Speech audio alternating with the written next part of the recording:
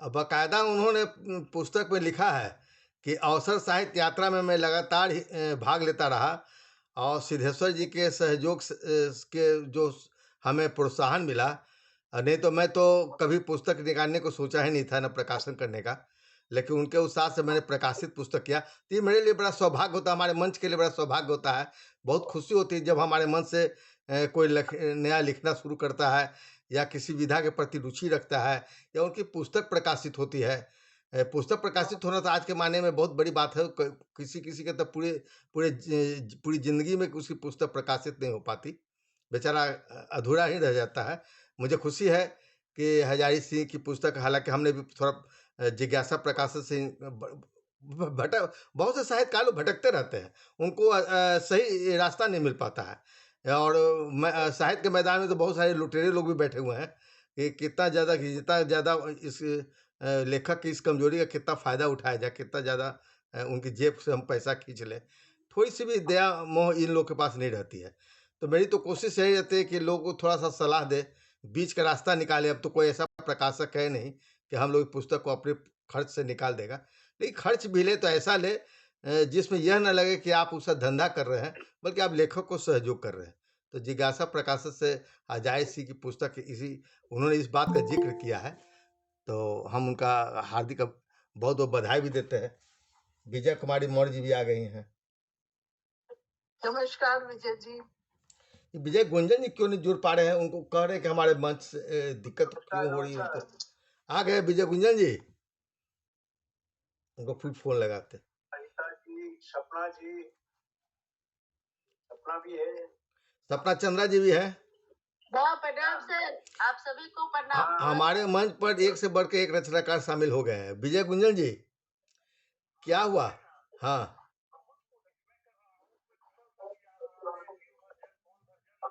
अरे वो नहीं आप गूगल मीट आपका है कि नहीं लोड? आपके मोबाइल पर?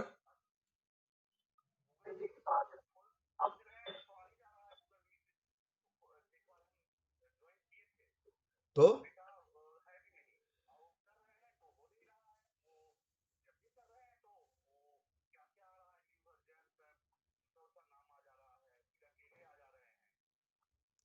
नहीं, फिर से अच्छा मोबाइल बंद करके ऑन करके देखिए तो। मोबाइल ऑन करके आप फिर उसको टच कीजिए जल्दी। बेचारे विजय गुंजन जी बहुत परेशान हैं, वो जुड़ना चाह रहे हैं और उनको पता नहीं क्या दिक्कत हो रही है कि उस मंच पर नहीं आ पा रहे। अपूर्व कुमार भी जुड़ गए हैं। हालाँकि ऐसा तो बहुत कम होता है। हम जो टारगेट लेके चलते हैं इस मंच पर कि कम से कम 10 रचनाकार जो पहले जुड़ेंगे उनका एकल पाठ होगा। मुझे लगता है कि वह क्रम भी हमारा पूरा हो गया है। अब और लोग आएँगे तो शायद समय मिलेगा तो पढ़ेंगे तो नहीं, क्योंकि अब हम लोग के मंच पर यह लोगों ने चर्चा किया है कि लोग तो आते रहते, जाते रहते, एक साथ बैठने का, सुनने का और देखने का, अध्ययन करने का और लोग जिज्ञासा उतनी रुचि नहीं रखते हैं, बस आए हम पढ़े और चले जाएँ। तो ऐसी स्थिति में उनका ये कहना था कि गोष्ठी 60 मिनट चले, 1 घंटा चले, जब आरंभ होता है उस समय से 1 घंटा चले बस, उससे अधिक नहीं। बाकी लोग बच जाते हैं तो उनको अगली बार हम शामिल करेंगे, जो पहले जुड़ेंगे। और अभी उनको दिक्कत थोड़ा-सा अगर ज़्यादा परेशानी होगा तो हम तो गोष्ठी आरंभ कर देंगे, जब विजय गुंजन जी जुड़ेंगे तो फिर देखा जाएगा अध्यक्षता का। तब तक हमारा हमको मंजू जी कहाँ चली गई? बैक हो गई हैं क्या? बैक तो नहीं हुई होंगी, उनका फ़ोटो नहीं आ रही है। हम मंजू जी से सहयोग चाहेंगे, हमारी तो आज कहाँ चली गई? हैं? मंजू जी से कह रहे कहाँ चली गई? अभी आ रही हूँ। आप आइए, आज आपकी बहुत सख्त ज़रूरत है। तेज नारायण राय। अभी अच्छा, अच्छा, तेज नारायण राय। आइए। आज हमने किसी को मुख्य अतिथि के रूप में हमने आज रखा नहीं है, क्योंकि अपनी इच्छा से कोई इच्छा व्यक्त करते नहीं है। हम अपनी तरफ से रखते तो कहते सिद्धेश्वर जी एक ही आदमी को बार-बार लाते हैं। अरे हम तो खुला मंच है, हम सबको आमंत्रित करते हैं, लेकिन कोई आदमी अपनी इच्छा से कहे तो कि हाँ हम एकल पाठ करना चाहते हैं, मुख्य अतिथि के रूप में आना चाहते हैं या अध्यक्षता का भार सँभालना चाहते हैं। और ये बड़ा आश्चर्य की बात है कि इतने लिखने पढ़ने वाले लोग जबकि यह सोशल मीडिया है। यह ऐसा भी नहीं है कि अब ऐसा मंच नहीं है कि हम ऑफ़लाइन बैठे हुए हैं, थोड़ी घबराहट होती है कि 100 लोगों के बीच में हम कैसे अध्यक्षता करेंगे या कैसे हम एकल पाठ करेंगे। अरे ये तो सोशल मीडिया है, इसमें यदि आप नहीं कर पाएँगे तो आपकी झिझक और कहाँ टूटेगी। तो आप लोग को आना चाहिए। लेकिन मैं भी प्रण ले लिया हूँ कि मैं किसी को ज़बरन नहीं लाऊँगा। ये एक साहित्यिक गोष्ठी है, इसमें एक दूसरे की रुचि होनी चाहिए। और इसी अभी देखिए कल गोष्ठी ये थोड़ी-सी चर्चा जो हुई थी इसलिए मैं कर रहा हूँ। डॉक्टर मंजू सक्सेना भी कल एक गोष्ठी रखी थी, लघु कथा गोष्ठी, शायद 2-4 दिन पहले।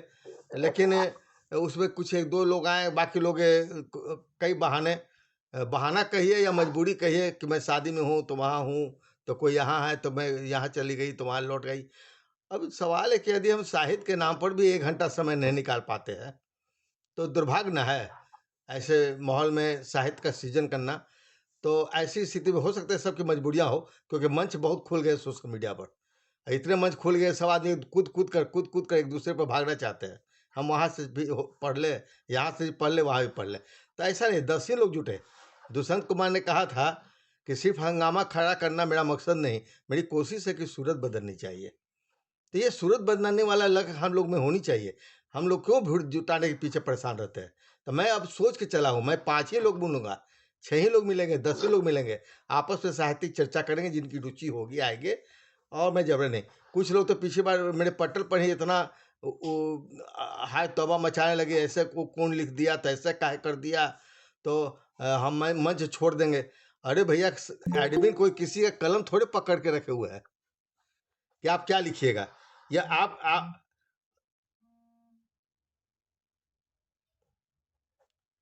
आप क्या करेंगे? ये तो हम लोग के अपना विवेक होना चाहिए कि हम उस पर क्या लिखें, क्या नहीं लिखें। अच्छा, बहुत सारे लोग ऐसे हैं जो कहते हैं कि हम आपको लेफ्ट हो रहे हैं, हम छोड़ दे रहे हैं आपके पटल को। हमको समझ में नहीं आता है कि वो आते हैं तो एहसान जताते हैं कि हम आपके पटल पर आए हैं। जाते हैं तो कहते हैं कि मैं जा रहा हूँ। जैसे लग रहा है कि मैं सदस्यता शुल्क रखा हूँ, और अब आप चले जाएँगे, मेरा जेब ढीला हो जाएगा। मेरा तो सदस्यता शुल्क मिलेगा कैसे? मैं समझ नहीं आता, साहित्यकार को इतना सब्र नहीं है, इतनी सोच नहीं है कि वो क्या समाज को सुधारेगा। हाँ, क्या हुआ? विजय गुंज हाँ, हाँ।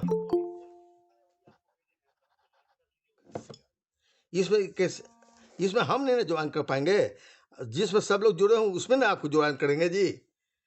आपको देखिए फिर से भेज रहे हैं, देखिए तो इसको जॉइन कीजिए, थक जाइए। हम फिर से भेज रहे हैं, जल्दी आइए, नहीं तो हमको कार्यक्रम फिर आगे बढ़ाना पड़ जाएगा, बहुत लेट हो जाएगा। हम आपको दोबारा भेज रहे हैं। विजय गुंजन जी, दोबारा लिंक भेज रहे हैं, देख लीजिए एक बार फिर से।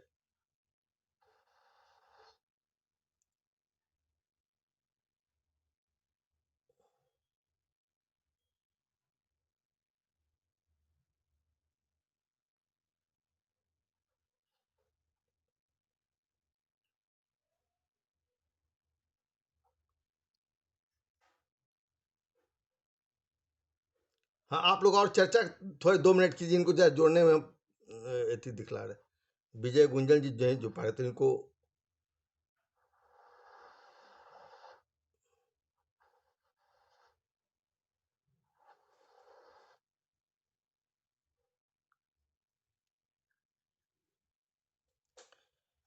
तो कहने का मतलब है कि जितने सदस्य हमारे जुड़े हुए हैं, उनसे निवेदन यही रहेगा कि आप लोग साहित्य सीखने, पढ़ने, लिखने और एक दूसरे को आगे बढ़ाने के ख्याल से जुड़े। अभी लिंक जो भेजे ना है, उससे जुड़िए। यदि नहीं जुड़ पाइएगा तो फिर आपको माइक ऑन करके ही आपकी बात हम सबको पास सुनाएंगे, क्या करेंगे। पहले देखिए, एक बार और जुड़ने का कोशिश कीजिए, ठीक है? जल्दी अभी जो भेजे लिंक। तो इससे विवश होकर हम ये सूचना ये भी दे दें, इसलिए इतनी चर्चा भी की है कि अब हम जिसके लिए इतनी मेहनत करते हैं, हम लोग, हम हो या मंजू सक्सेना हो या जो भी हो, उन्हीं को अगर हमारी गरज नहीं है, कुछ लोगों को है तो थे, उनको तो पूर्ति कहीं पे कर देंगे। जिनके लिए हम लोग इतने समय बर्बाद करते, समय बर्बाद तो नहीं कहेंगे, मैं समय व्यय करते हैं, और जिनके जिनके आगे बढ़ाने के लिए या जिन्हें प्रोत्साहित करने के लिए, सहयोग करने के लिए हम लोग इतना कुछ करना चाहते हैं, यदि उन्हीं को इस बात की गरज नहीं है और आवश्यकता महसूस नहीं है, तो हम क्यों उसके पीछे परेशान हो? कोई भी प्रतिभा को हम तभी आगे बढ़ा सकते हैं, जब वो आगे बढ़ना चाहे। भगवान भी कहते हैं, ईश्वर भी कहते हैं कि हम उसी की रक्षा करते हैं, जो अपनी रक्षा स्वयं करना जाने। जो स्वयं की रक्षा नहीं करना जानता है, उसको तो ईश्वर भी रक्षा नहीं कर पाते। तो अब हम ये सोच लिए कि अब महीना में मैं तो चैनल बंद ही करने वाला था, कि मैं सोचा कि नहीं, बहुत लोग बोले कि बंद तो नहीं कीजिए, तो मैं पाक्षिक कर दिया हूँ। अब यह कार्यक्रम आज के बाद 15 दिन में 1 बार, माने प्रत्येक महीना के दूसरा और चौथा रविवार को हम उपस्थित रहेंगे, और वह साहित्य विविधा के नाम पर है, चूँकि अब तो हर सप्ताह है नहीं कि हम सभी विधाओं पर केंद्रित करें, और सिर्फ़ कभी गोष्ठी और लोक कथा गोष्ठी हम करते भी नहीं है। हमारा एक नया प्रयोग रहेगा, देखते हैं इसमें लोग कितनी रुचि रखते हैं। साहित्य विविधा रहेगा, जिसमें कविता, लघु कथा, आप जो विधा को लेके आएँगे, आप यहाँ पढ़ सकते हैं, उस पर मूल्यांकन होगा, और वह 15 दिन में 1 बार होगा, भले वह 1.5 घंटा का हो।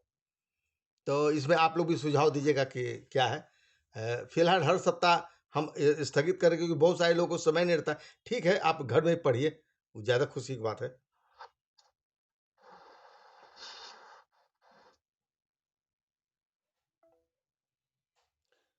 हाँ, नहीं जुड़ पा रहे हैं ना? हाँ।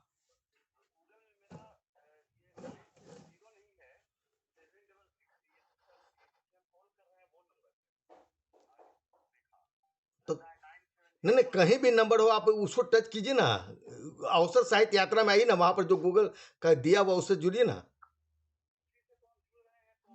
अब क्या बोल रहा है?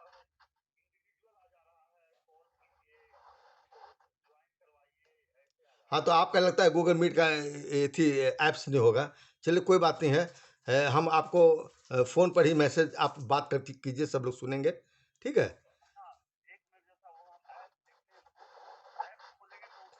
तो तब तक हम गोष्ठी को आगे बढ़ाते हैं। हमारे मंच पर मंजू सक्सेना आई हुई हैं। हमारे आज के वही मुख्य अतिथि रहेंगी, और जब आप आएँगे तो फिर दस्ता चलेगी, ठीक है? आप जुड़ने का प्रयास कीजिए, नहीं होंगे तो फिर आपको मंच ऑनलाइन ही हम ले लेंगे। हम बीच में आपको रखेंगे, ज़्यादा लेट कर देंगे तो हमारी गोष्ठी डिस्टर्ब हो जाएगी, ठीक है? आप जुड़ने की कोशिश कीजिए। ठीक है, ओके, धन्यवाद। दोस्तों, अभी उनको जुड़ने में थोड़ी-सी विलम्ब हो रही है, उनको कुछ दिक्कत हो सकता है, वो गूगल मीट का लिंक नहीं लोड किए होंगे, इस कारण नहीं जुड़ पा रहे हैं। वो लोग जुड़ने का प्रयास कर रहे हैं। तब तक, जब तक वो नहीं जुड़ते, तो हमारे आज के अध्यक्ष थे विजय गुंजन, उनके बारे में हम चर्चा बाद में करेंगे, उनकी कविता हम बाद में सुनेंगे। हम हेलो फेसबुक कवि सम्मेलन का आरंभ करने जा रहे हैं, और हमारा सौभाग्य है कि इस रिक्तता की पूर्ति के लिए हम नहीं कहेंगे, क्योंकि मंजू सक्सेना जी ये सोच के तो नहीं आई थी, लेकिन हमारे मंच पर आई हैं, और सबसे सशक्त हस्ताक्षर है। मैं उन्हें आज की मुख्य अतिथि के रूप में उन्हें आमंत्रित करता हूँ, और मैं यह भी प्रण ले लिया हूँ कि अब मैं किसी को बुलाने नहीं जाऊँगा। अगर स्वेच्छा से कोई आते हैं हमारे मंच पर, तो उसका स्वागत है। ये नहीं कहेंगे सिद्धेश्वर जी अपने मन से रख लेते हैं। यदि नहीं आते हैं, तो जिस दिन हमारी गोष्ठी होगी, उसमें ही जो रचनाकार इसमें इच्छा रखेगा और आना चाहेगा, या जो वरिष्ठ होंगे, उनको हम स्वयं वहीं पर आमंत्रित कर लूँगा, तत्काल उसी समय। यह मैंने निर्णय लिया है, और इस निर्णय का पालन मैं आज से कर रहा हूँ, और मैं मुख्य अतिथि के रूप में डॉक्टर मंजू सक्सेना जी को आमंत्रित करता हूँ। उन्हें बहुत-बहुत धन्यवाद कि आज हमारे मंच पर आए हैं, और मैं निवेदन करूँगा कि वह अपने पास सबसे पहले अपने 2 शब्द व्यक्त करें। आप मुख्य अतिथि हैं, और अपनी मुख्य अतिथि और अध्यक्ष ये 2-2 रचना सुनाते हैं, ये उनको फ़ायदा मिलता है। ये फ़ायदा देते हैं, बाकी लोग तो एक रचना पढ़ते हैं। तो मैं निवेदन करूँगा कि डॉक्टर मंजू सक्सेना जी अपनी 2 गज़लों का पाठ करें, और अनुज प्रभा जी हमारे प्रभारी रहे पूरे कवि काव्य पाठ का, कवि गोष्ठी का। तो अनुज प्रभा जी हमारे मंच पर हैं, मैं उनसे निवेदन करूँगा कि जो कविताएँ पाठ होगी, जब तक अध्यक्ष नहीं आते हैं, आप थोड़ी-सी टिप्पणी उस पर करें, तो हमें बड़ी प्रसन्नता होगी। मैं संचालन कर रहा हूँ, टिप्पणी करना मुझे अभी अच्छा नहीं लग रहा है। तो मैं मंजू सक्सेना जी को, चूँकि अध्यक्ष जी से अनुमति मिल गई है कि आप तब तक इस कार्यक्रम को आगे बढ़ा सकते हैं, तो मैं इस कार्यक्रम को आगे बढ़ाते हुए, मैं कार्यक्रम का आरंभ कर रहा हूँ इन कुछ पंक्तियों से। स्वागतम। अपने ही कुछ पंक्तियों से स्वागत कर रहा हूँ, मंजू सक्सेना जी को मुख्य अतिथि के रूप में आमंत्रित करते हुए, कि ज़िंदगी की महफ़िल सजी है तुम्हारे लिए, ज़िंदगी की महफिल सजी है तुम्हारे लिए, गजल का किरदार बन जाओ हमारे लिए। जिंदगी की महफिल सजी है तुम्हारे लिए, गजल का किरदार बन जाओ हमारे लिए। गम तलाशती है हमेशा खुशी का आलिंगन, गम तलाशती है हमेशा खुशी का आलिंगन। लड़खड़ा जाती है जिंदगी बिन सहारे लिए, लड़खड़ा जाती है जिंदगी बिन सहारे लिए। बहुत सुंदर, बहुत सुंदर। और अकेला चांद क्या करे गहन ताम की रात में। देखिए पूरी गोष्ठी के संदर्भ में भी आप इस बात को ले सकते हैं। अचानक मेरे हाथ में आ गया तो मुझे लगा कि प्रस्तुत करना बेहतर है। हालांकि ये गजल नहीं मान के चलिएगा, ये आज़ाद गजल है। मंजू जी जानती हैं मैं आज़ाद गजल लेकर परंपरा चला रहा हूँ, देखते हैं कहाँ तक बढ़ते हैं। तो उसी नजरिए से देखिएगा, अकेला चांद क्या करे गहन तम की रात में, प्रतिभा होती है रोशन जगमगाते सितारे लिए। प्रतिभा होती है रोशन जगमगाते सितारे लिए। कांटों के बीच फूलों से रंगीन है ये गुलिस्ता, कांटों के बीच फूलों से रंगीन है ये गुलिस्ता। जीते हैं हम दुनिया की रंगीन नजारे लिए, जीते हैं हम दुनिया की रंगीन नजारे लिए। और अंत में कि धरती है तो हम है, कायम है हमारा हौसला। धरती है तो हम है, कायम है हमारा हौसला। परिंदे नापता आसमां जमी का इशारे लिए, परिंदा नापता आसमां जमी के इशारे लिए। जिंदगी की महफिल सजी है तुम्हारे लिए, गजल का किरदार बन जाओ हमारे लिए। और हमारे लिए ही आज लगता है कि मौके से मंजू सक्सेना जी उपस्थित हो गई है। मैं उनसे अपनी इस कुछ पंक्तियों के साथ उन्हें आमंत्रित करता हूं और उनसे निवेदन करता हूं कि दो शब्द व्यक्त करते हुए अपनी जो भी बात की अभिव्यक्ति रखना चाहती हूँ मुख्य अतिथि के रूप में, वे अभिव्यक्त करें और फिर अपनी दो गजलों का पाठ करेंगी। उसके बाद डॉक्टर अनुज प्रभात उन गजलों पर कुछ बोलेंगे। बहुत बहुत धन्यवाद देशा जी। इस मंच पे आके मुझे एक विशेष अनुभूति होती है। तो क्योंकि यहाँ पर जितने भी उपस्थित लोग रहते हैं, यहाँ पर जितने भी साहित्यकार हैं, विजय कुमारी मौर्य, अनुज प्रभात जी, हमारे हजारी प्रसाद द्विवेदी जी, निर्मल डे जी, सपना जी, शंकर जी और सिद्धेश्वर जी स्वयं और बाकी भी जो आते हैं, वो वाकई में वास्तव में साहित्य की तरफ उनकी बहुत रुचि है। मैं हमेशा देखती हूँ कि हमेशा आपके इस मंच पर लोग आके बड़ा अपने को बहुत उत्साहित और आनंदित महसूस करते हैं। और मुझे भी इतना यहाँ पर आदर सम्मान और स्नेह मिलता है, उसके लिए मैं बहुत अभिभूत हूँ और बहुत आभारी हूँ सुदेशा जी की कि वो मुझे इतना, मैं हालांकि इतना इस अपने को मैं इस योग्य नहीं समझती इतना। ये हमारा सौभाग्य, आप भले ना समझे, हम लोग के मंच का सौभाग्य हम लोग समझ रहे हैं। बहुत स्नेह देते हैं, उसके लिए मैं बहुत बहुत बहुत आभारी हूँ। और आज जितने भी साहित्यकार यहाँ पर उपस्थित हैं, उनको सभी को मेरा प्रणाम और वंदन है। जैसा कि आदेश हुआ है, मैं 2 गजल पढ़ रही हूँ क्योंकि टाइम बहुत ज्यादा हो गया है और 9 बजे तक ही सिद्धेश्वर जी ने जैसा रखा है, मुझे भी 9 बजे एक दूसरे कार्यक्रम को अटेंड करना है। मैं आपको मैं आपको बुलाया हूँ तो मैं जबरदस्ती नहीं करूँगा। मैं आपको 9 बजे पक्का छोड़ दूंगा। भले विलम्ब से कार्यक्रम शुरू हुआ है तो 10 मिनट विलम्ब तक चलेगी, लेकिन हम आपको 10 बजे छोड़ देंगे, ये 9 बजे छोड़ देंगे। मैं एक गजल प्रस्तुत कर रही हूँ आपके समक्ष। उसी की सिमत से बनते रहे फसाने हैं, उसी की सिमत से बनते रहे फसाने हैं, समझ रहे थे जिन्हें हम बड़े सयाने हैं। वाह, क्या बात है, क्या बात है। उसी की सिमत से बनते रहे फसाने हैं, जिसे समझ रहे थे जिन्हें हम बड़े सयाने हैं। और ये शेर देखिए कि है तौर वादा निभाने के तो बहुत सारे, है तौर वादा निभाने के तो बहुत सारे, मगर मुकरने पे आए तो 100 बहाने हैं। अरे वाह, क्या बात है भाई, क्या बात है। है तौर वादा निभाने के तो बहुत सारे, मगर मुकरने पे आए तो 100 बहाने हैं। बहुत खूब, बहुत खूब। ये अगला शेर है कि ए जिंदगी जरा धीरे कदम बढ़ा अब तू, ए जिंदगी जरा धीरे कदम बढ़ा अब तू, अभी तो ढेर से वादे मुझे निभाने हैं। वाह वाह वाह वाह वाह। अभी तो ढेर से वादे मुझे निभाने हैं, और वो रोशनी या ये मेरा संकल्प है कि हो रोशनी या अंधेरा हो रहा है मंजिल में, हो रोशनी या अंधेरा हो रहा है मंजिल में, हर एक हाल में मुझको कदम बढ़ाने, बढ़ाना है। बहुत खूब बहुत हर खूब। एक हाल में मुझको कदम बढ़ाने हैं। शायद हमारे सभी साहित्यकारों का संकल्प है ये।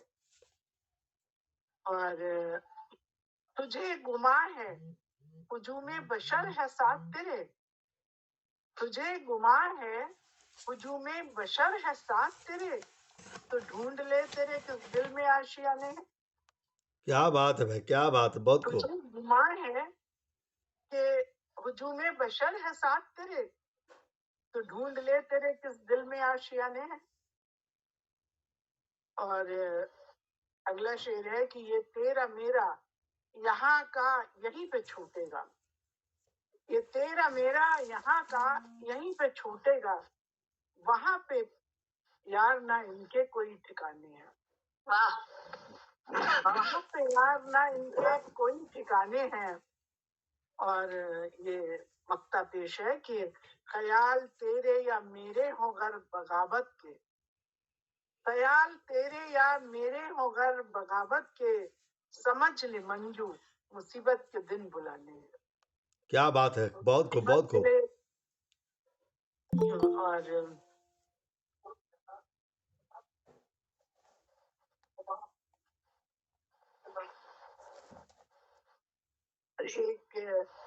एक गजल और प्रस्तुत कर रही हूँ जी, स्वागत है। कि क्या किया और क्यों किया है पास उसके सब लिखा, क्या किया और क्यों किया है पास उसके सब लिखा, और वो ही खुश रहता है दिल में नाम जिसके रब लिखा। बहुत खूब बहुत खूब। क्या किया और क्यों किया है पास उसके सब लिखा, वो ही खुश रहता है दिल में नाम जिसके रब लिखा। और शेर अर्ज है कि यूं तो आते लोग हैं मिलने को बेशक रोज ही, ये आज के दौर की बात है कि यूं तो आते लोग हैं मिलने को बेशक रोज ही, हर किसी चेहरे पे लेकिन कोई है मतलब लिखा, हर किसी चेहरे पे लेकिन कोई है मतलब लिखा, और वो जब मदारी हम जमूरे खेल का मैदान ये, वो मदारी हम जमूरे खेल का मैदान ये, हर किसी के हाथ में कोई गजब करतब लिखा। बहुत खूब बहुत खूब। सबके अंदर कोई ना कोई हुनर है, किसी के अंदर छिपा हुआ है, किसी के अंदर किसी का बाहर आ गया है, लेकिन कोई भी ऐसा ईश्वर ने बंदा ऐसा नहीं भेजा जिसके अंदर कोई हुनर ना छिपा हो। तो वो मदारी हम जमूरे खेल के मैदान के, मैं खेल का मैदान ये, हर किसी के हाथ में कोई गजब करतब लिखा। और ये अगला शेर है, ये आज के ही माहौल पे हैं सब, कि तूने तो बख्शे जमी को बस फकत इंसान थे, तूने तो बख्शे जमी को बस फकत इंसान थे, हर जमी पर किसने उसका नाम है मजहब लिखा। क्या बात है, क्या बात है। हर जमी पर किसने उसका नाम है मजहब लिखा, और उसने ही रंगे तरक्की को मुनव्वर कर दिया, उसने ही रंगे तरक्की को मुनव्वर कर दिया, शख्स जिसको था जमाने ने बहुत बेढब लिखा, शख्स जिसको था जमाने ने बहुत बेढब लिखा, उसने ही रंगे तरक्की को मुनव्वर कर दिया। और अगला शेर है कि जिसकी थी जैसी नजर उसको दिखा वैसा उफक उफक मीन्स जो सुबह शाम का वो मिलता है, जैसे मतलब जो भोर होती है और एक शाम का धुंधल का जो होता है हल्का, दोपहर और शाम जब मिलती है, या सुबह रात और सुबह जब मिलती है, वो उफक। तो जिसकी थी जैसी नजर उसको दिखा वैसा उफक, एक ने देखी सहर तो दूसरे ने शब लिखा। एक ने देखी सहर, जिसकी थी जैसी नजर उसको दिखा वैसा उफक, एक ने देखी सहर तो दूसरे ने शब लिखा। और ये मक्का पेश है कि मैं कदे में रह के भी मंजू लो प्यासे रह गए। मैं कदा मीन संसार, ये दुनिया। मैं कदे में रह के भी मंजू लो प्यासे रह गए, नाम जब साकी ने अपना यार तृष्णा लब लिखा। तृष्णा लब मीन्स प्यास। नाम जब मैं कदे में रह के भी मंजू लो प्यासे रह गए, नाम जब साकी ने अपना यार तृष्णा लब लिखा। क्या किया और क्यों किया है पास उसके सब लिखा। बहुत बढ़िया मंजू सक्सेना जी। आपकी गजलों में हालांकि उर्दू शब्द जो रहते हैं ना, तो ऐसे लिखने वाले बहुत कम लोग हैं। आप बहुत साध के चलते, आप तो उर्दू के बहुत अच्छे ज्ञाता हैं, और निश्चित तौर पर यह गज़ल बहुत उम्दा गज़ल की श्रेणी में आती है। आपकी गज़लों को देखते हुए देखिए, दो शेर मेरे सामने आगे किसी का लिखा हुआ है। बसंत सागर लिखते हैं कि कागजों पर खूने दिल बहता रहा, कागजों पर खूने दिल बहता रहा, रात में बेचैन था लिखता रहा। रात में बेचैन था लिखता रहा, और छू रहे थे ओ गगन को और मैं, छू रहे थे ओ गगन को और मैं, दूर ही से चांद को तकता रहा। बहुत बहुत धन्यवाद मंजू सक्सेना जी। अब मैं चाहूँगा हमारे अनुज प्रभा जी दो शब्द बोले मंजू सक्सेना जी के गजल के बारे में। एक पाठ के दृष्टिकोण तो दे ही सकते हैं डॉक्टर अनुज प्रभा जी। प्रणाम सबको। सबसे बड़ी बात जो आज हमारे मंच पर मंजू जी उपस्थित है, यह हमारे लिए सौभाग्य की बात है। इस मंच की ओर से हार्दिक स्वागत करते हैं आपका। बिल्कुल बिल्कुल, सभी की ओर से जी। और जहाँ तक गजल की बात है, मैं तो इनसे ही गजल सीखता हूँ, इन्हीं से शुद्ध कराता हूँ, तो मैं क्या बोलूँ इनकी गजलों पर। अरे आप एक पाठक के रूप में बोलिएगा। मैं भी तो बोला हूँ पाठक रूप में। मैं महंत कुमार, मैं भी तो उन्हीं से सीखता हूँ। मेरे किताब के संपादन वही करती हैं। हाँ, कुछ कुछ गजलों को मैंने जबरदस्ती भेजा, और ये मेरी दीदी है, आपको पता नहीं है। तो इनसे ही कुछ मिल जाता। फिर भी आज जो इन्होंने गजल पाठ किया, वो सही मायने में जमाने को आईना दिखाने के समान है। हाँ, जब इन्होंने एक गजल में कहा, हो रोशनी या हो अंधेरा, हर एक हाल में मुझको कदम बढ़ाने हैं, तो हमारा भी ये जो मन चलता है, अंधेरा हो या रोशनी, लेकिन सिद्धेश्वर जी कदम बढ़ाएंगे, हम उनके साथ होंगे, चाहे जो हो जाए। चलिए, बहुत बहुत धन्यवाद आपका। ये होगा ही। तो ये बहुत अच्छी बात है, ये सोचने की बात है भाई। जब हम कदम बढ़ा रहे हैं तो क्या अंधेरा क्या उजाला। हाँ, कदम बढ़ाना है तो बढ़ाना ही है, फिर तो मंजिल कहीं न कहीं मिल ही जाएगी। अंधेरा भी छट जाएगा और रोशनी भी आ जाएगी। बस आप लोग जैसे चंद लोग रहेंगे तो निश्चित तौर पर आप आज संदेश सुबह आराम से चल रही है।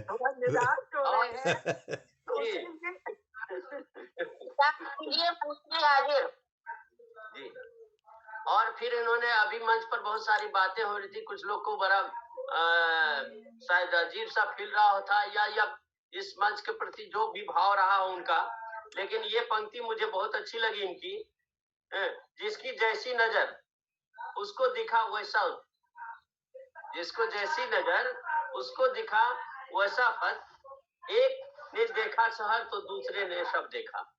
तो अभी के जो बातें अभी चल रही थी, सिद्धेश्वर जी जहां से शुरू आरंभ किया था, उसकी वो जो है ये पंक्ति उसके लिए एकदम सार्थक है आपकी, और बहुत ही अच्छी पंक्ति है। हमारे पाठक भी समझ गए होंगे, जो जिसकी जैसी नजर उसने देखा वैसा ऊपर। तो भाई नजर की बात है, और ये बहुत बढ़िया, बहुत अपनी है, बदल जाती है, निगाहें अपनी है, एक दिशा देख लेती है, निगाहें अपनी है, अच्छे देख लेते हैं, निगाहें अपनी है, बुरे भी देख बुरे लेते देख हैं। लेते हैं। ये निगाहें की बात है, ये नजर की बात है। आज की कि आपने जो गजल प्रस्तुत किया उसके लिए हम सबों के लिए प्रेरणादायक है, और इस मंच को एक समझिए कि आभा प्रस्फुटित आपने किया इस मंच को, इस गजल को प्रस्तुत कर। शायद हमारे जो है मंच पर जुड़े हुए लोग भी इस बात को समझेंगे और भविष्य में हम सब मिल के चले, बस इतना ही मेरा आग्रह है। बहुत बहुत धन्यवाद। आपने बहुत सारी बातें हमारी भी आपने ही कह दिया, और मुझे लगता है कि आपकी बात सुन के आपने जो प्रतिक्रिया व्यक्त किया है, समीक्षा की बात छोड़िए, समीक्षक भी इतनी सटीक बात नहीं कह पाते हैं कभी कभी। मुझे लगता है कि अब हम अपने मंचों पर कभी कभी बीच से पाठकों को, श्रोताओं को उठाकर हम उन पर प्रतिक्रिया लेंगे। वो मुझे लगता है कि ज़्यादा कई समीक्षक तो बहुत ज़्यादा विद्वान होता है, हम तो लिखते हैं भाई आम पाठक के लिए, लोगों के लिए लिखते हैं, वो क्या महसूस करते हैं। इस बात को अनुज प्रभात ने यहाँ पर व्यक्त किया।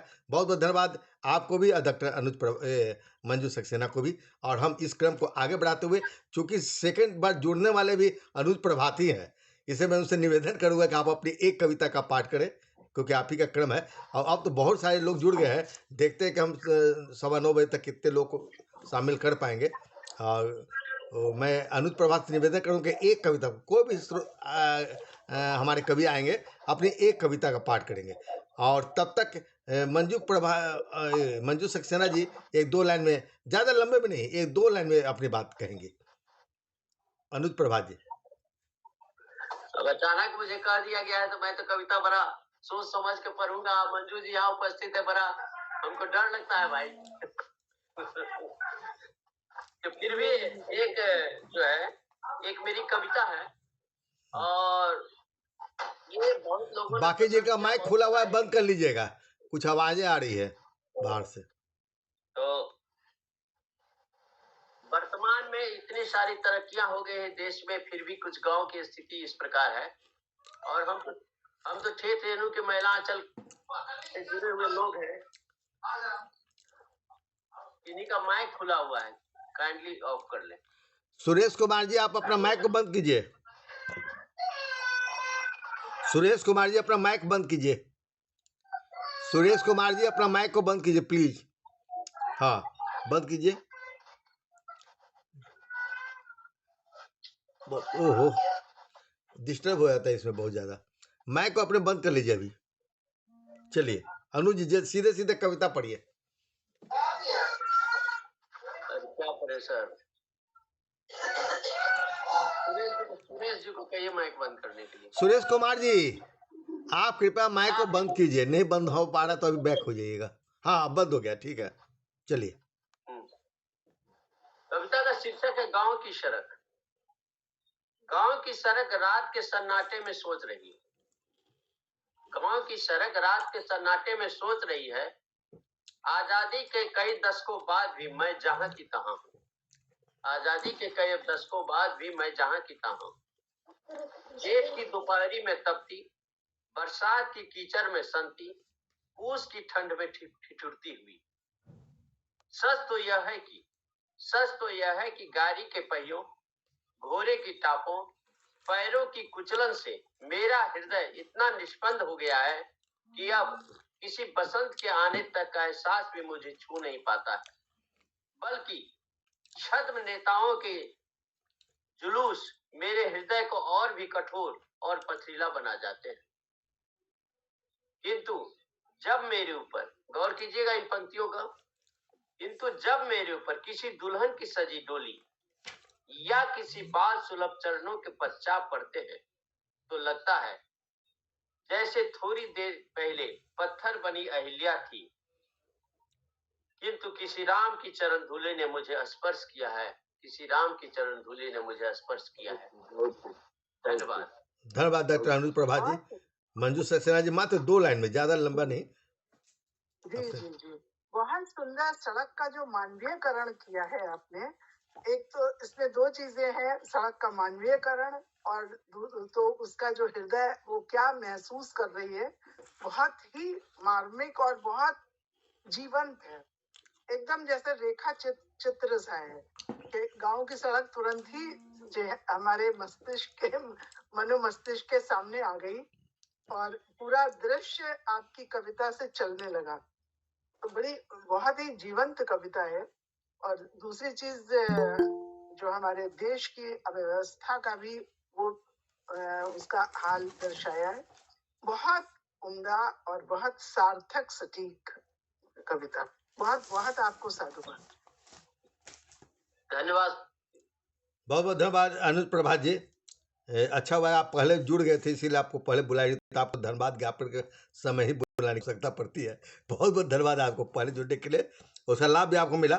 और इसके बाद हमारे मंच पर हैं सिद्धेश्वर जी, एक मिनट चाहूंगा। हाँ बोलिए। मैं एसके कपूर पहले से जुड़ गया हाँ हूं। हाँ, आपका नाम लिख लिए हम, आपका नाम लिख लिए, लेकिन आप बहुत बाद में आए हैं।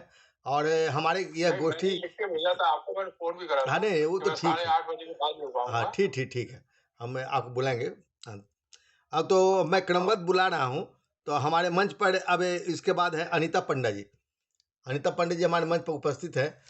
उनको बड़े हर लगभग वो हर गोष्ठी में हमारे मंच पर आती है।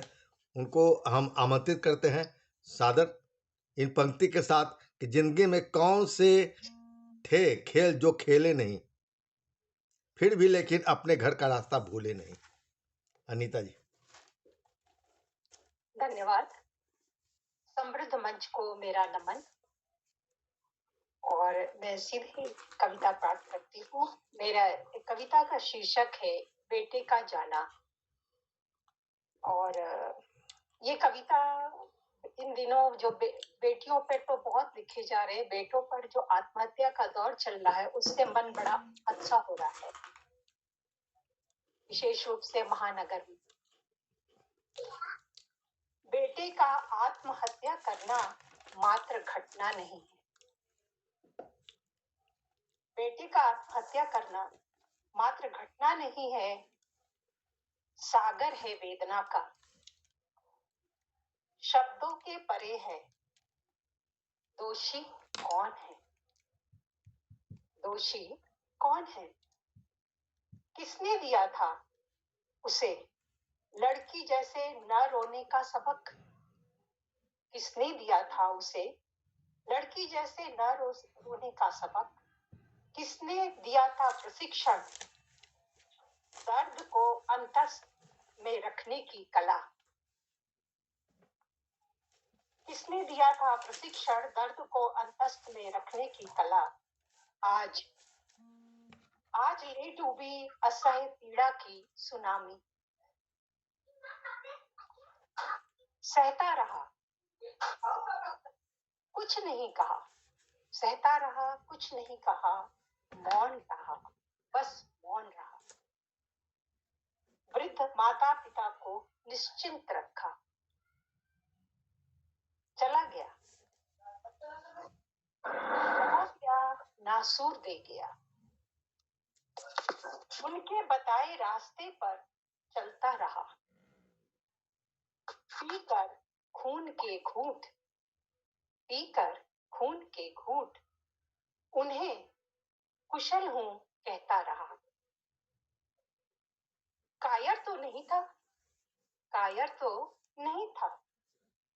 कितनी बार मर मर कर जिया होगा, कितनी बार मर मर कर जिया होगा। छटपटाया होगा, जोर जोर से रोना चाहा होगा, जोर जोर से रोना चाहा होगा। पर रो नहीं सका क्योंकि लड़का था ना। धन्यवाद। धन्यवाद अनीता जी। बहुत बहुत अच्छी। मंजू जी, बहुत मार्मिक। एक दो इनको इस रचना को आप किस रूप में लेती हैं? आप सुझाव भी दे सकती हैं, स्वतंत्र हैं आप। बहुत अच्छा इन्होंने एक हमारे जो समाज में जिस तरह से लड़कों को पाला जाता है और जो उनको एक शिक्षा दी जाती है कि नहीं तुम लड़के हो।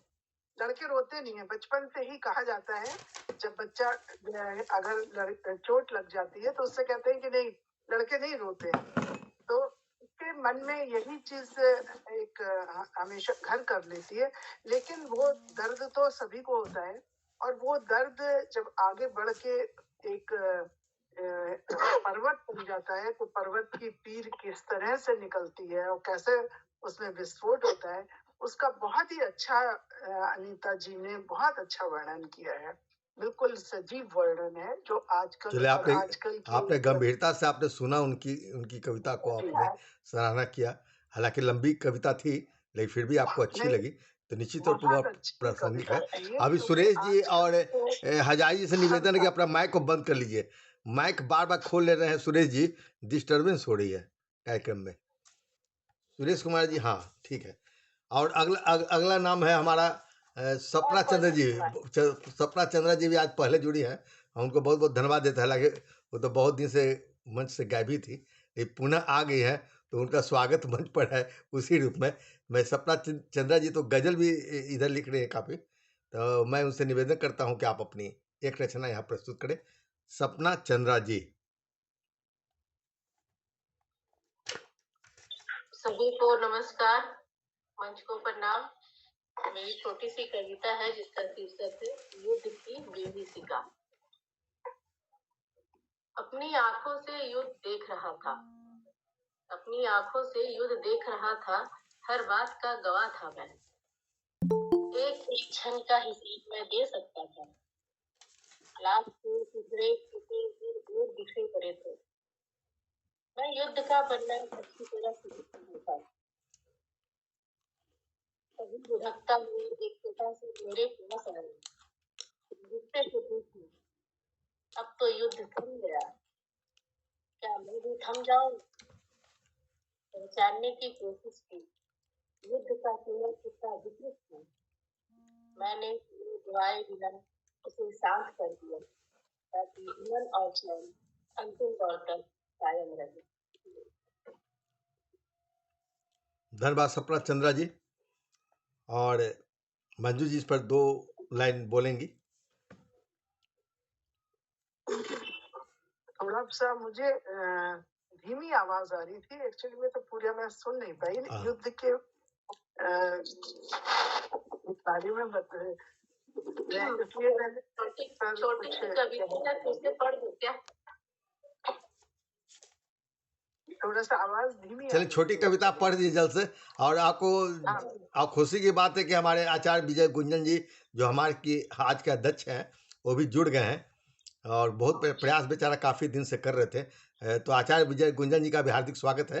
तो हम 2-4 कवियों के बाद फिर हम उनको आमंत्रित करेंगे, उनके बारे में केंद्रित करते हुए।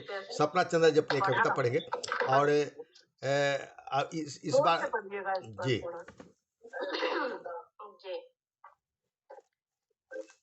कविता का शीर्षक है युद्ध की विभीषिका। अपनी आंखों से युद्ध देख रहा था, हर बात का गवाह था मैं। एक एक क्षण का हिसाब मैं दे सकता था, लाश के चिथड़े चिथड़े हर ओर बिखरे पड़े थे। मैं युद्ध का परिणाम अच्छी तरह समझ रहा था। तभी लुढ़कता हुआ एक कटासर मेरे पास आया, आहिस्ते से पूछा, अब तो युद्ध थम गया, क्या मैं भी थम जाऊं? पहचानने की कोशिश की, युद्ध का चेहरा कितना विकृत था। मैंने समय गवाए बिना उसे शांत कर दिया, ताकि अमन और चैन अंतिम दौर तक कायम रहे। धन्यवाद।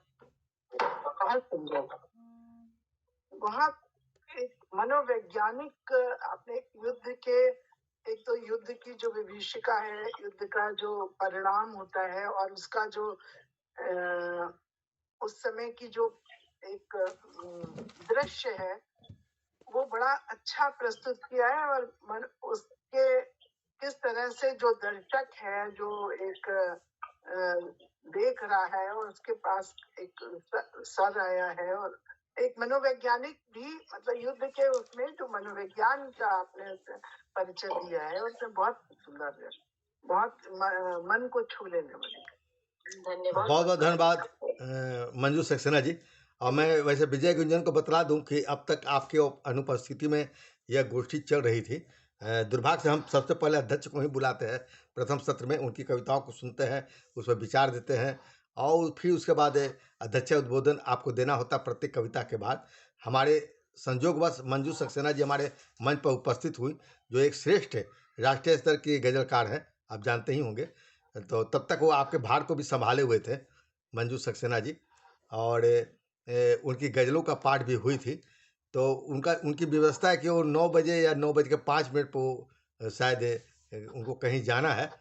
तो और गोष्ठी उस वजह से थोड़ी विलम्ब से शुरू हुई, मतलब लगभग 9:15 या 9:20 में शुरू हुई है।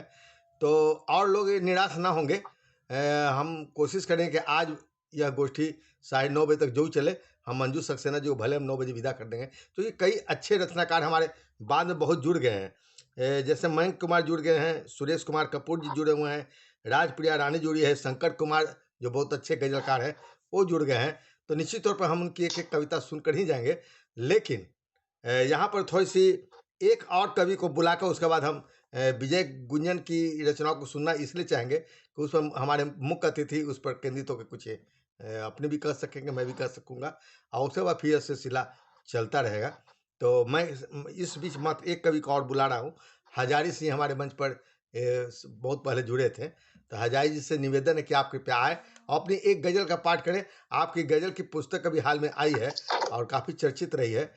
तो हजारी सिंह जी आप आइए, अपनी एक गज़ल का पाठ करें, और विजय गुंजन जी से निवेदन करें कि आप अब आ चुके हैं, तो निश्चित तौर पर आपको अध्यक्ष टिप्पणी देनी चाहिए।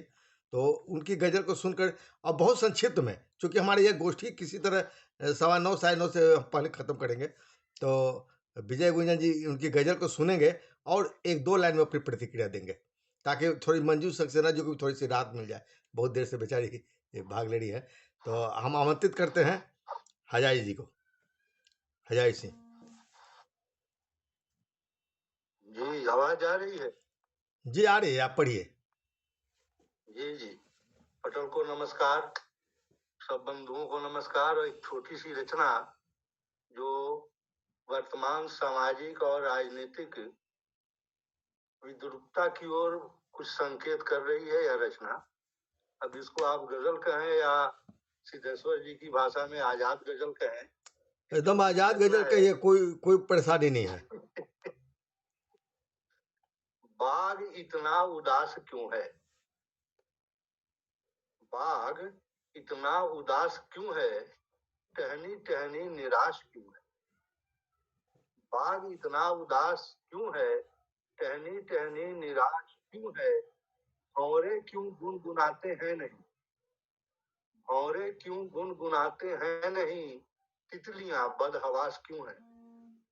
भौरे क्यों गुनगुनाते हैं नहीं? तितलियां बदहवास क्यों है?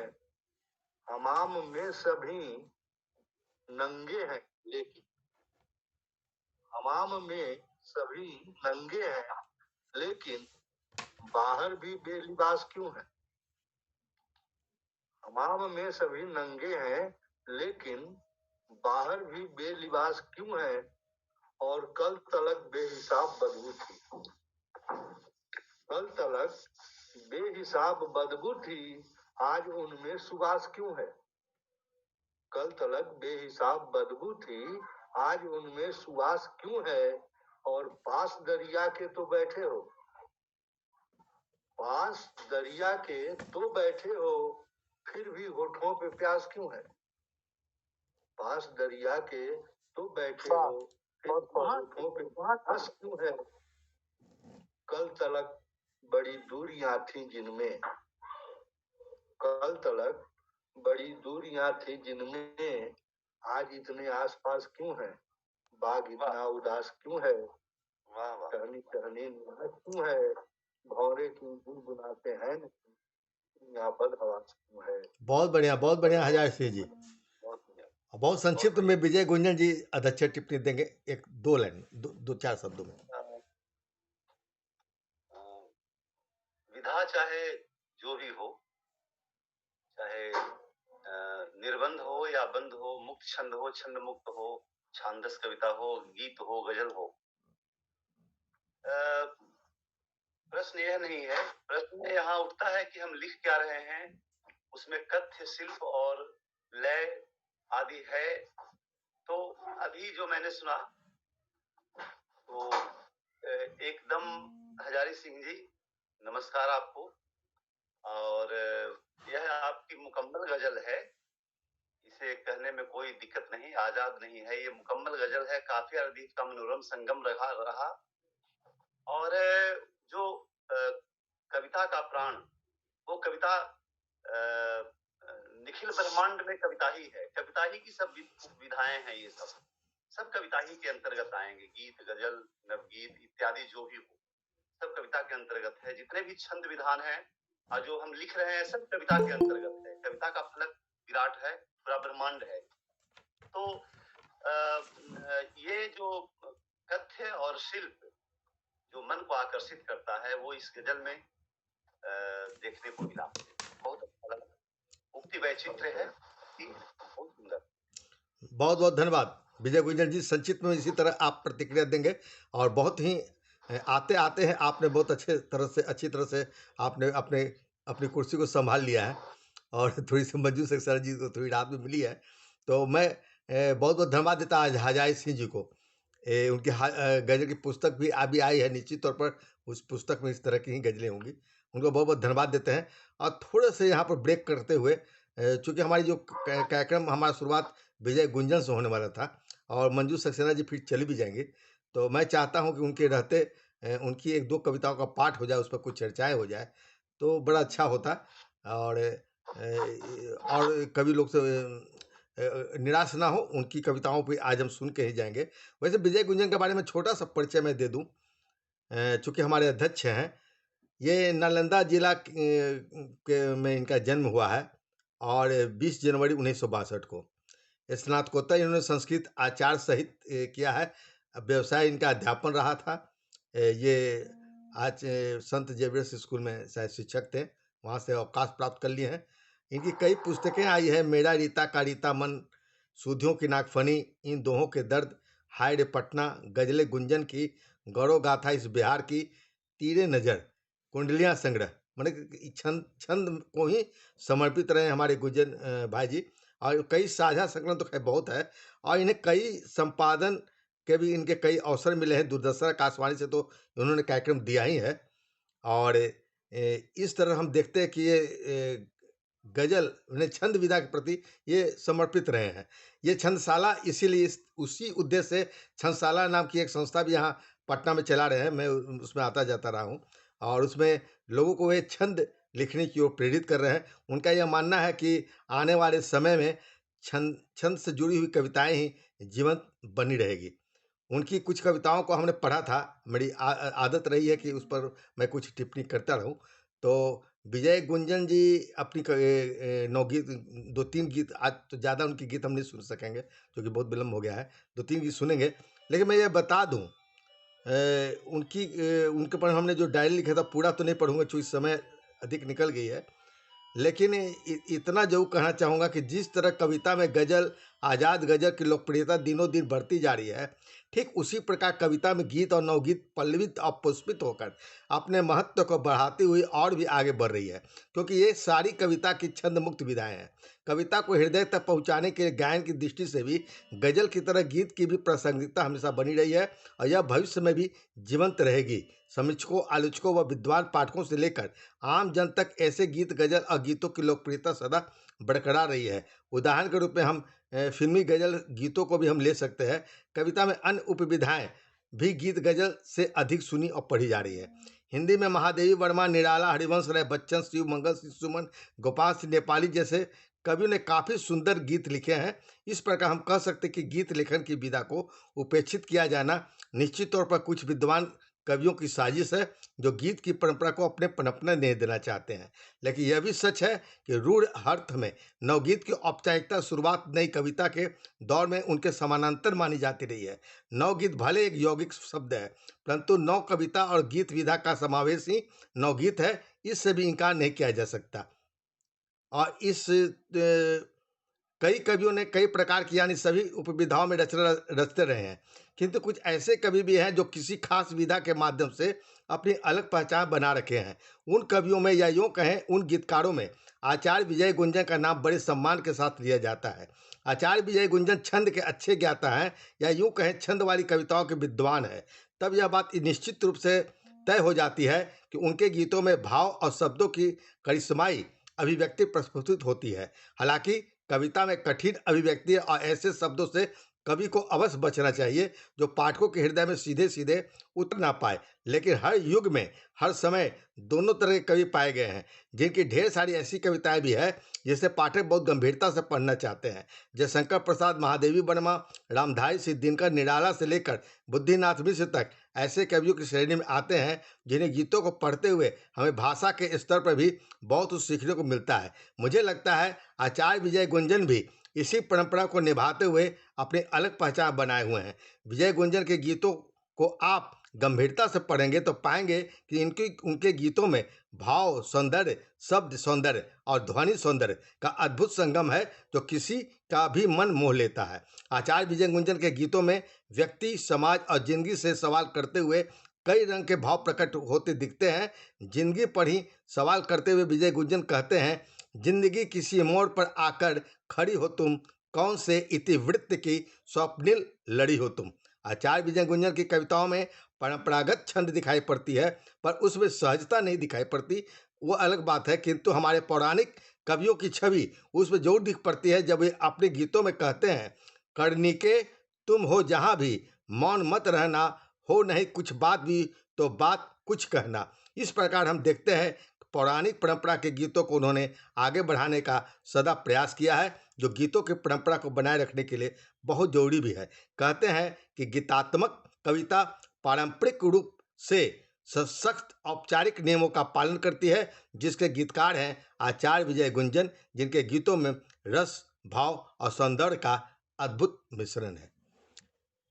ये तो थोड़ी सी और लंबी थी, लेकिन चूंकि समय बहुत हो चुका, मैं इसे थोड़ा संक्षिप्त कर पढ़ा। ये मेरी डायरी थी आज की उनके मुख्य अतिथि के कविताओं पर। अब मैं सीधे सीधे आता हूँ विजय गुंजन की ओर कि उनसे निवेदन करूँगा कि आप अपनी 3 कविताओं का, हम तो आपसे और भी ज़्यादा पढ़ते, लेकिन हमारे बहुत सारे कवि, हमारे मंच पर अच्छे अच्छे कवि लोग जुड़ गए हैं, तो हम उनकी कविताओं को भी सुनेंगे। तो आपसे निवेदन है कि अपनी 3 कविताओं का पाठ करें, क्या कि मंजू सक्सेना जी भी लगभग कहीं जाने वाली हैं, तो आपकी कविताओं पर वो टिप्पणी देंगी हमारे मुख्य अतिथि मंजू सक्सेना जी। आचार्य विजय गुंजन जी। आपका सिद्धेश्वर जी। नवगीत अगर ऐसे पढ़ा जाए तो 1 से 1.5 मिनट में नवगीत खत्म हो जाता है, लेकिन अगर सस्वर पाठ किया जाए तो उसमें 2-2.5 मिनट लगता है। लेकिन मैं एक सिर्फ गीत, आप 3 गीत का समय आपने दिया है या कविताओं का समय आपने दिया है, तो मैं फटाफट नवगीत में पढ़ना शुरू कर देता हूँ और स्वागत सिर्फ है। एक को मैं स्वर दूंगा। जी जी, स्वागत है, स्वागत है, स्वागत है। मंजू सक्सेना जी जरा सुनेंगे और आपके गीतों पर संक्षिप्त टिप्पणी देंगे।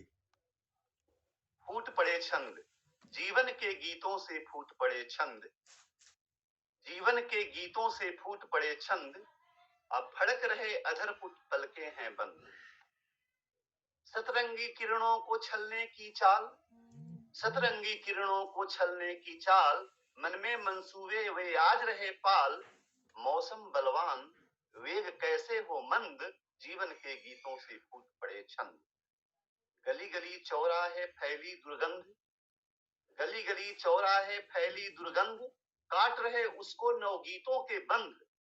घर घर द्युरेफ रहे पहुंचा मकरंद, घर घर द्युरेफ रहे पहुंचा मकरंद, जीवन के गीतों से फूट पड़े छंद, फड़क रहे अधर पुट पलके हैं बंद। कैसा पागलपन यह कैसा व्यामोह, कैसा पागलपन यह कैसा व्यामोह, सतही आलोचक बटोर रहे छोह, सांसें अब उनकी हैं शेष बची चंद, जीवन के गीतों से फूट पड़े छंद, अब फड़क रहे पलके हैं बंद। क्या बात है, क्या बात है। आगे है, चूंकि ये गेय है इसलिए मैं इसको इससे सिर्फ आगे बढ़ जाता हूँ। और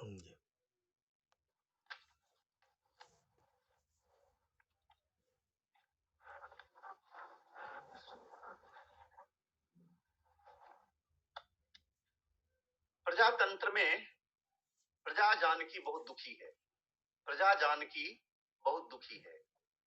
लोकतंत्र में भीड़ नहीं तो समझो सब बेकार है भैया। लोकतंत्र में भीड़ नहीं तो समझो सब बेकार है भैया। रैली हो या रेला कह लो, सब में इसकी बहुत पूछ है। रैली हो या रेला कह लो, सब में इसकी बहुत पूछ है। इसके बिन मैदान बांझ तो खद्दरियों का मंच तुच्छ है।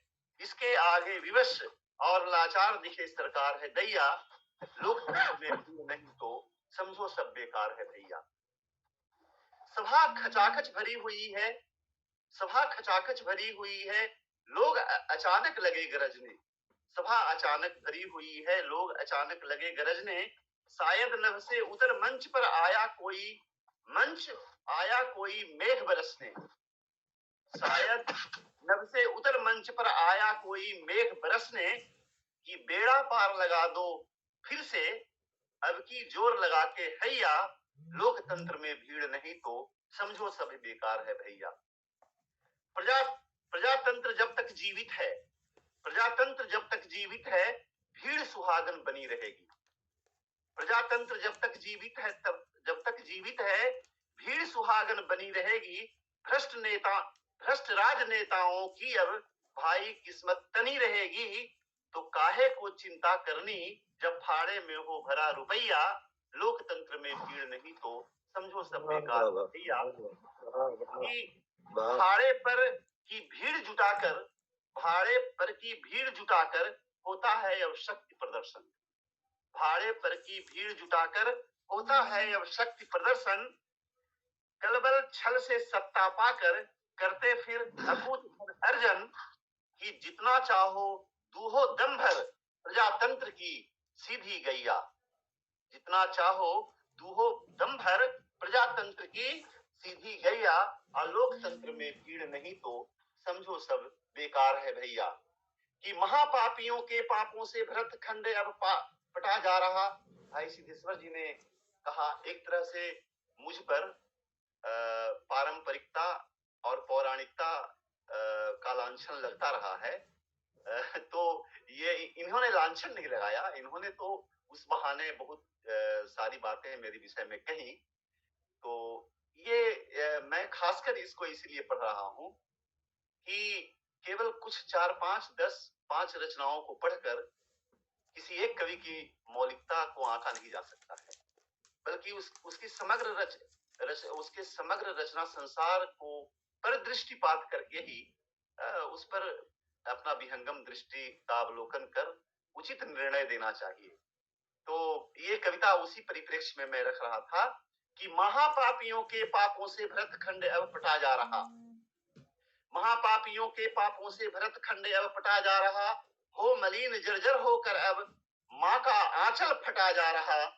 कि प्रजा जान की बहुत दुखी है, प्रजा जान की बहुत दुखी है, फिर से फट जा धरती मैया। लोकतंत्र में भीड़ नहीं तो समझो सब बेकार है भैया। तो अब एक नवगीत को पारिभाषित करता,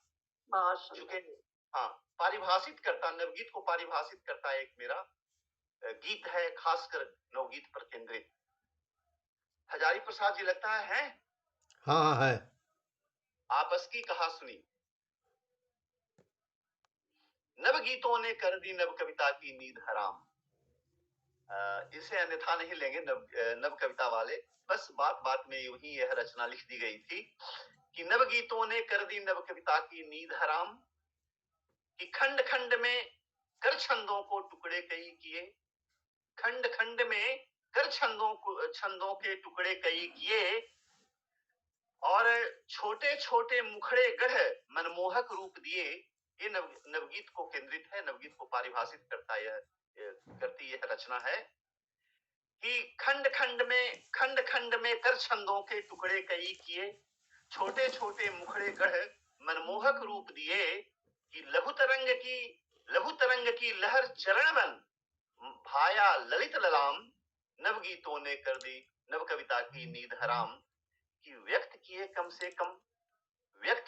से कम शब्दों में ही भावों को, व्यक्त किए कम से कम शब्दों में ही भावों को। सस्ती दवा खिला मेटे गुर्बत के घावों को। कि हे तनुकाय अगीत विनाशक बारंबार सलाम, नव गीतों ने कर दी नव कविता की नींद हराम। कि गांव घरों की कथा व्यथा, गांव घरों की कथा व्यथा आपस की कहा सुनी। गांव घरों की कथा व्यथा आपस की कहा सुनी। कहीं गीत में प्रीत कहीं तो मन की पीर सुनी। कि खड़ा वहां नवगीत जहां होती अस्मत नीलाम। खड़ा वहां नवगीत जहां होती अस्मत नीलाम। नव गीतों ने कर दी नव कविता की नींद हराम। कि कहीं दमाही कहीं धान कटनी के गीत सुने। कहीं दमाही कहीं धान कटनी के गीत सुने। जीवन की लय में गुण ताने बाने बहुत बुने। कि चलता रहा निरंतर अब तक पाया नहीं विराम। नव गीतों ने कर दी नव कविता की नींद हराम। नव गीतों ने कर दी नव कविता की नींद हराम। और एक अंतिम में ने कहा नवगीत ये 90 के दशक का नवगीत है जो इस संकलन में है। और कई काव्य मंचों पर इसका पाठ हुआ। लोगों ने ये क्या कहते हैं वंस मोर करके पढ़ने को कहा। मैं उसको आज सस्वर काव्य पाठ कर रहा हूँ। तुम्हारे प्रेम के दो दिन। कि बहुत अच्छे मुझे लगते, बिंब प्रधान यह गीत है या नवगीत कह ले। नवगीत जब गीत को हास्य पर, कविता की सबसे गंभीर विधा गीत है, उस गीत को हास्य पर कहकर, जैसा कि भाई सिद्धेश्वर जी ने यहाँ पर उसका उल्लेख भी किया कि गीतों को हास्य पर रखा जाने लगा, यह कहकर कि यह पारंपरिक है, पौराणिक है और छंद के कड़े विधानों को परिपालन करते हुए उससे गुजरती हुई विधा है। उसमें और खासकर 1 मिनट विजय गुंजन जी, 1 मिनट लेना चाहेंगे। विजय गुंजन जी एक मिनट लेना चाहेंगे। ये मंजू जी से थोड़ा सा इजाजत ले ले, उनको चूंकि जाना था 9 बजे, 9:15 बजे, तो यदि 5-10 मिनट समय यदि उनको पास है तो हम आपकी इस रचना तो सुनेंगे ही। तो मंजू जी आप 5 मिनट बैठ सकती ना है अभी? हाँ, मेरा फोन आ रहा है वो वहां से। अच्छा, तो को कहीं ये आपकी कविता पर इन्हीं को टिप्पणी देके जाना है, जल्दी कीजिए। बस कि बहुत अच्छे मुझे लगते तुम्हारे प्रेम के दोहे, बहुत अच्छे मुझे लगते। हृदय में चाशनी सी घोलती, हर पल मधुर पाती, मृदुलतम भावनाओं से पगी सौगात है लाती। कि नयन युग बाट अपलक राह में हर कार की जो है, बहुत अच्छे मुझे लगते तुम्हारे प्रेम के दोहे, बहुत अच्छे मुझे लगते। दूसरा अंतरा कि निमंत्रण के सभी अक्षर अपरिचित नेह में डूबे, फले पुलकित हृदय की घाटियों में रोज मंसूबे, अलंकृत भावना सद्भाव की मन हिरण को मोहे, बहुत अच्छे मुझे लगते। अंतिम है बिंब, जहां पर मैं कह रहा था, बिंब की बात कर रहा था कि अलौकिक कल्पना के दर्पणों में रूप को झांकूं, कपोली लाल अलौकिक कल्पना के दर्पणों में रूप को झांकूं, कपोली लालिमा पर अनुष्टुप के गणों को टाकूं, मगर तृप्त मन फिर भी अमक अनुप्रास को टोहे, बहुत अच्छे मुझे लगते तुम्हारे प्रेम के दोहे, बहुत अच्छे मुझे लगते। बहुत सुंदर, बहुत सुंदर, बहुत सुंदर। बहुत बहुत धन्यवाद आचार्य विजय गुंजन जी। और संजोग से आज मंजू सक्सेना जी को एक जगह जाना था, फिर भी वो आपके कारण आपकी कविता उनको रोक रखा। और आज वास्तव में आपने जितनी कविताओं का आज पढ़ा है या गीत को जो पढ़ा है, हमने इस तरह के गीत वास्तव में सुना नहीं था। और निश्चित तौर पर आप बहुत बेहतरीन लिख रहे हैं। हम आपको बहुत बहुत धन्यवाद देते हैं। सिर्फ इसलिए नहीं कि आप हमारे मित्र हैं, इसलिए दे रहे हैं कि वास्तव में एक गीत की जो जो खूबी होती है, जो आकर्षण होता है, वो सारे गुण तत्व आपके गीतों में मुझे मौजूद दिख रहे हैं। हम आपको बहुत बहुत धन्यवाद देते हुए आपके मंजू सक्सेना जी से निवेदन करेंगे कि आप पर वो संक्षिप्त टिप्पणी देंगी और जाते जाते बहुत कुछ कह दिया है। नहीं नहीं, फिर भी आपको तो कहना, आप मुख्य अतिथि हमारी हैं और उन पर 2 टिप्पणी देते हुए जाते जाते अपनी 2 शेर सुना दीजिएगा, ताकि हमारे अध्यक्ष महोदय आपकी रचना तो नहीं सुन सके हैं। हालांकि हमारी रिकॉर्डिंग हो रहा है, यूट्यूब में यह कार्यक्रम जाएगा, तो वहां तो वो आपकी पूरी गजल को सुन लेंगे, लेकिन आप उनकी टिप्पणी देने के बाद अपनी गजल के 2 शेर सुनाते हुए आपको हम विदा कर देंगे। बहुत सुंदर, बहुत ही सुंदर। मैं बड़ी अच्छा, मतलब मुझे रुक के मुझे लग रहा है कि मैं ये इस आपके गीतों से वंचित रह जाती अगर मैं चली जाती तो। बहुत सुंदर गीत, तीनों ही आपने जो एक रैली का जो व्यंग किया, बड़ा सटीक व्यंग है। अद्भुत है, बहुत बढ़िया। लोकतंत्र में अगर रैली नहीं है तो उसकी रैली जो है वो उनकी जान है। बिना रैली के कोई काम नहीं होता, और रैली में इतना दम है वो कुछ भी करवा दे। बहुत। और आप क्योंकि शिक्षक हैं, तो शिक्षक होने के नाते, शिक्षक एक होता है जब वो पूरा, जैसे अपने विद्यार्थियों को वो पूरा फंडामेंटल्स पूरी एकदम नींव से समझाता है कि क्या फंडामेंटल्स हैं। तो शिक्षक जब एक गीत लिखता है तो उसके वो सारे पैमाने जो हैं, सारे माप पूरे होते हैं। तो वही विजय जी के सब गीतों में कहीं कोई कमी नहीं निकाल सकता, चाहे वो छंद हो, चाहे उन्होंने जो रैली वाला वो पढ़ा वो भी गीत ही था, और ये जो तीसरा वाला पढ़ा वो तो बहुत ही सुंदर गीत है, तुम्हारे प्रेम के दोहे। बहुत खूबसूरत गीत ये है। बहुत बढ़िया गाते हैं, मंच पर गाते हैं तो काफी लोग आकर्षित होते हैं। लेकिन उसके जो शब्द और उसमें जो तथ्य है बहुत ही खूबसूरत है और बहुत मन को मोहने वाला। कुछ तो गीत, कविताएं मतलब सिर्फ कविता के लिए तौर पे लिखी जाती है, भाई एक हमें गीत लिखना है तो लिख दिया, या कोई मन में विचार आया तो गीत लिख दिया। लेकिन मनमोहक गीत होना, जो मन करता है कि सुनते ही रहो, वो गीत ऐसा था आपका विजय जी। मैं आपको बहुत बहुत साधुवाद देती हूँ, और मुझे आज दूसरे कार्यक्रम में निश्चित, तो आप बहुत देर थक गए। मैं यूट्यूब चैनल पर टिप्पणी मैं अपनी दे दूंगा। जी नहीं, तो बहुत धन्यवाद आप मंजू सक्सेना जी, आप इतनी देर ठहरी हैं, और निश्चित तौर पर, और मैं आपके साथ आप लेकिन जाते जाते दो आप जाते गजल के 2 शेर तो सुना ही दीजिए अध्यक्ष महोदय को। नहीं, इसके बाद आप ही का नंबर है, इसके बाद आप कविता पढ़ के जाइएगा, इसके बाद आप ही का नंबर है। मंजू सक्सेना जी अपनी 2 शेर सुना कर तब चले जाए, यह लगता चलेगी। ठीक है, विजय कुमारी मौर्य जी, अभी आप ही का नंबर था। उसके बाद हमारे अध्यक्ष महोदय थोड़ी बीच में आ गए थे। आवाज नहीं आ रही सिद्धेश्वर जी, आवाज। हाँ, मैं कह रहा था कि विजय कुमारी मौर्य जी, आपको भी इसके बाद आप ही का नंबर था, लेकिन हमारे अध्यक्ष महोदय चूंकि बीच में आ गए थे, उनको बीच में प्रस्तुति जो हुई थी, तो मैं विजय कुमारी मौर्य जी से निवेदन करता हूं कि आप अपनी एक कविता को पढ़ें। और कवियों को मैं आश्वासन देता हूं कि प्रण था कि हम 9 बजे तक ही कार्यक्रम खत्म कर देंगे, लेकिन आज इतने अच्छे कवि लोग जुड़ गए हैं, और मैं अध्यक्ष जी की अनुमति से ही अब कार्यक्रम समापन करूंगा जब वो कहेंगे। तो विजय कुमारी मौर्य जी। बहुत बहुत धन्यवाद सिद्धेश्वर जी, और आप सभी को हृदय से प्रणाम।